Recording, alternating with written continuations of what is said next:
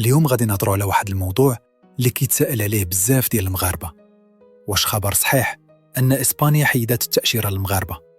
في هذا الفيديو غادي نوضح لكم كل شيء باش تعرفوا الحقيقه كامله وما تطيحوش في الشائعات.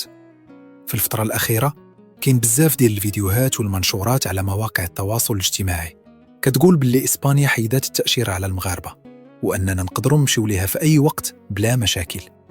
هذا الكلام خلى بزاف ديال الناس كيتسائلوا ويفكروا أن الأمر رسمي، ولكن الحقيقة مختلفة.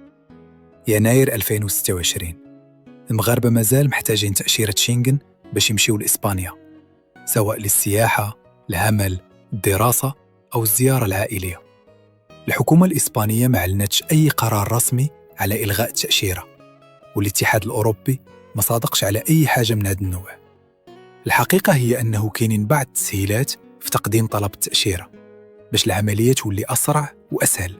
شركات معتمدة كتعاون الناس باش يقدموا ملفاتهم بسرعة، وكاين نقاش رسمي بين المغرب وإسبانيا والبرتغال باش يسهلوا الإجراءات الدخول للناس اللي غادي يحضروا مونديال 2030.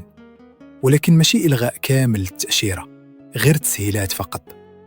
الناس كيشوفوا فيديوهات على يوتيوب كيقولوا أن التأشيرة تحيدات، ولكن هاد الفيديوهات ما عندهاش مصدر رسمي وما تمش التأكيد عليها من السفارة الإسبانية ولا الاتحاد الأوروبي.